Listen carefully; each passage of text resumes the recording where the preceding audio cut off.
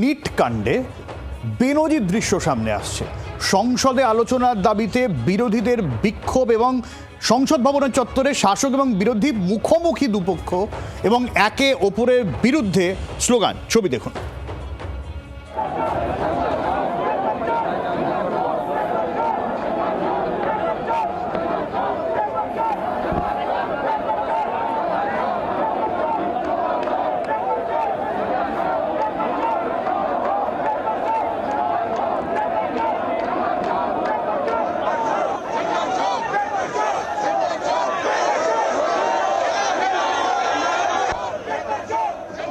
প্রশ্নপত্র ফাঁস সেই ঘটনাকে কেন্দ্র করে সংসদ ভবনের সামনে মকরদ্বারের সামনে সরকার পক্ষ এবং বিরোধী পক্ষ একেবারেই মুখোমুখি এসেছেন এবং তারা প্রদর্শন করছেন, বিক্ষোভ প্রদর্শন করছেন।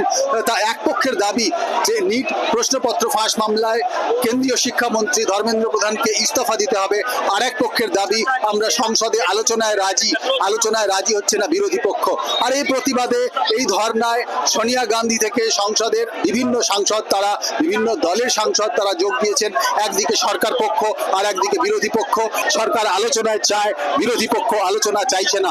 অভিনব দৃশ্য সংসদের মকরদ্বারের সামনে, একদিকে পোস্টার হাতে সরকার পক্ষের বিরুদ্ধে প্রতিবাদ করছেন এবং ধর্মেন্দ্র প্রধানের ইস্তফা দাবি করছেন বিরোধীরা, আর উল্টো দিকে সরকারের পক্ষের সাংসদরা তারা দাঁড়িয়ে আছেন। রাহুল গান্ধী হাই হাই, সোনিয়া গান্ধী হাই হাই, সরকার পক্ষ আলোচনা চায়, এমনই একাধিক স্লোগান, বিভিন্ন স্লোগান সেখানে উঠছে। নয়াদিল্লি থেকে রাজীব চক্রবর্তী, জি24 ঘন্টা।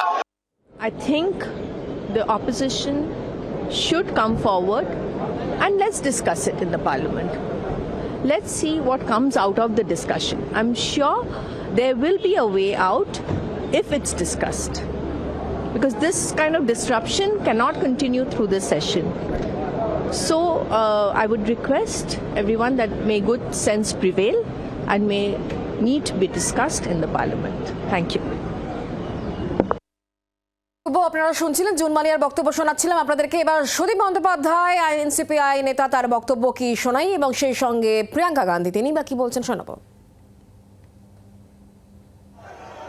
बच्चे कुछ कह रहे हैं, पहले उनकी बात सुने। उनकी मांगे क्या है? स्पष्ट मांगे हैं, धर्मेंद्र प्रधान रिजाइन करे। दूसरा कि जिन्होंने इनको मारा है, पीटा है, उन पे कार्रवाई हो। तीसरी इनकी डिमांड, जितनी भी डिमांड है इनको पहले आप फुलफिल करो ना, इतना मुश्किल नहीं है। सिस्टम में भरोसा टूट गया है, बच्चों का, स्टूडेंट्स का भरोसा टूट गया है। तो सिस्टम द्वारा अगर आप कोई सोल्यूशन देंगे तो बच्चा उसको एक्सेप्ट नहीं करेगा।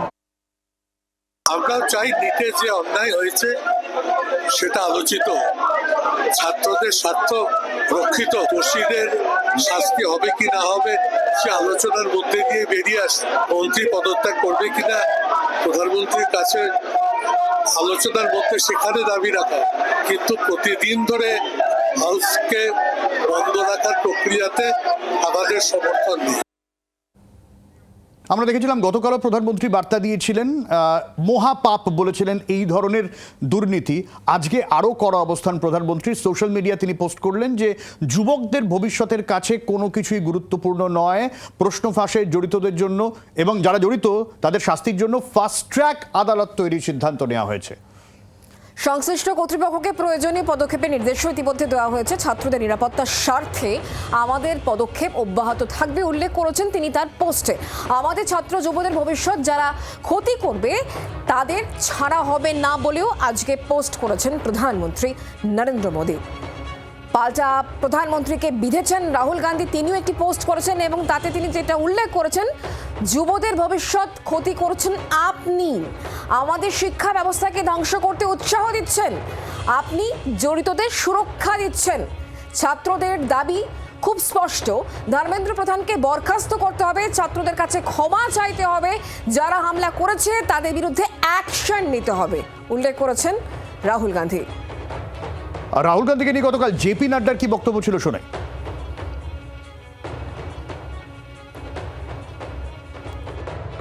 आप सिलेक्टिव क्यों हैं? यूपीए की और यूपीए के सपोर्टेड सरकारों को, जिसे हम इंडी गठबंधन कहते हैं, उनकी गवर्नमेंट्स के बारे में आपने क्यों नहीं चर्चा की? ये स्पष्ट बताता है कि आपका उद्देश्य छात्रों का हित नहीं है। एजुकेशन की क्वालिटी में बढ़ोतरी हो, स्टूडेंट्स को जस्टिस मिले, इसमें आपका इंटरेस्ट नहीं है। स्टूडेंट्स के विषयों को, डिमांड्स को लेकर के आप पॉलिटिकल माइलेज लेना चाहते हैं, राजनीतिक रोटियां सेकना चाहते हैं। বাংলার আওয়াজ, বাঙালির আবেগ, জি 24 ঘন্টা।